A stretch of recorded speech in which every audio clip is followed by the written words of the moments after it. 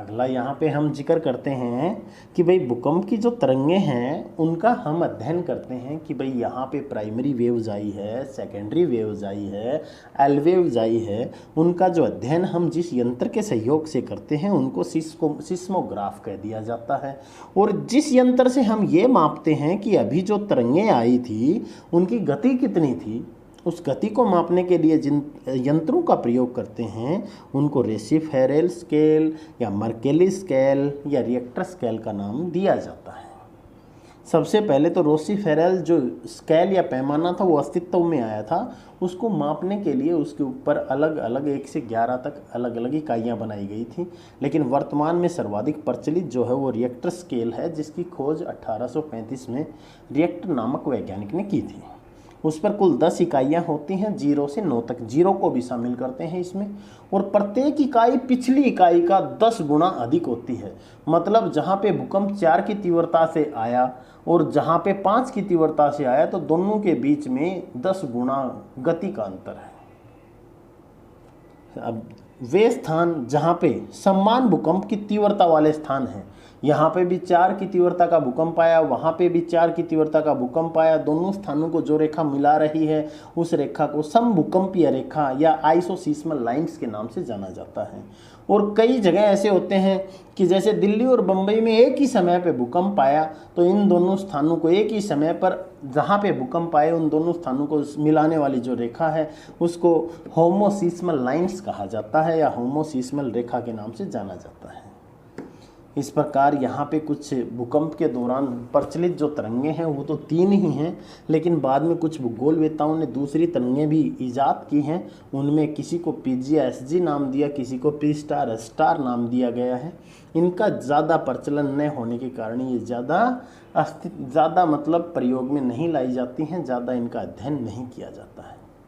आज विश्व का जिक्र करते हैं, आज पृथ्वी का जिक्र करते हैं तो पृथ्वी में सबसे ज़्यादा भूकंप हैं वो प्रशांत महासागर के परिक्षेत्र में आते हैं, प्रशांत महासागर के परिधीय क्षेत्र में आते हैं, जिसको सर्कम पैसिफिक बेल्ट के नाम से जानते हैं। आज पूरी दुनिया में या पृथ्वी पर कुल 100% भूकंप आते हैं तो उसका 63% भूकंप है वो प्रशांत महासागर की परिधि में आता है, जबकि 21% भूकंप है वो मध्य महाद्वीपीय पेटी के अंदर आता है, जिसको मिड कॉन्टिनेंटल बेल्ट कह देते हैं। अब ये तो था भूकंप के बारे में। अब कुछ भारत का भी जिक्र करते हैं। भारत के अंदर कुछ संभावित क्षेत्र हैं कि कहाँ पे भूकंप ज़्यादा आ सकता है, कहाँ पे कम आ सकता है। इन संभावित क्षेत्रों को अलग अलग जोन्स में बांटा गया है। शुरू में इन जोनों की संख्या 5 थी, लेकिन वर्तमान में इनको 4 और 5 नंबर जोन को मिलाकर 1 और 2 नंबर जोन को मिलाकर इनकी संख्या 4 कर दी गई है। आज भारत में सबसे ज़्यादा भूकंप प्रभावित क्षेत्रों का जिक्र किया जाता है तो सबसे ज़्यादा भूकंप प्रभावित क्षेत्र हैं वो हिमालयन क्षेत्र है, इसके अलावा कच्छ का रण है। ये तो था भूकंप का जिक्र। कुछ भूगर्भवेत्ताओं ने गहराई के आधार पर भी भूकंप का वर्गीकरण किया है।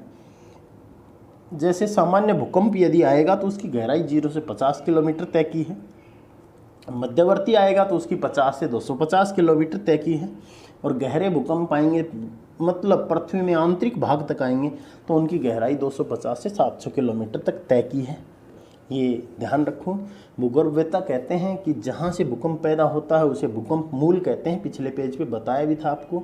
भूकंप मूल से जो ऊर्जा या एनर्जी निकलती है उसको इलास्टिक एनर्जी या प्रत्यास्थ ऊर्जा कहा जाता है।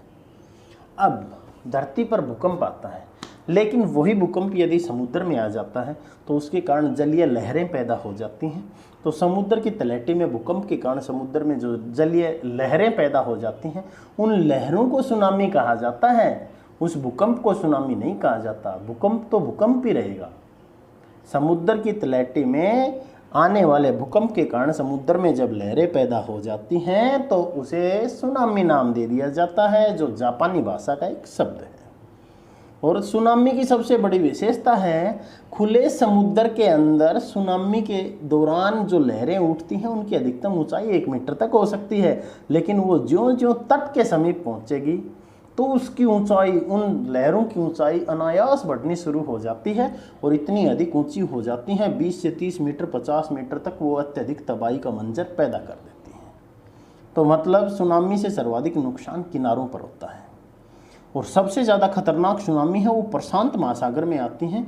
आज तक पृथ्वी के इतिहास का जिक्र करते हैं तो पृथ्वी पर सबसे विनाशकारी सुनामी 2011 में जापान देश में आई थी। उस सुनामी के दौरान सबसे ज़्यादा नुकसान जो है वो फुकुशिमा परमाणु विद्युत संयंत्र को हुआ था और उसमें रेडिएशन का रिसाव हो गया था।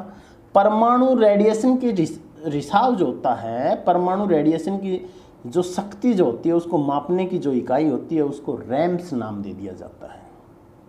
आजकल समुद्रों में सुनामी का पता लगाने के लिए एक डार्ट प्रणाली का प्रयोग किया जाता है जिसका पूर्ण रूप deep ocean assessment and reporting of tsunami होता है।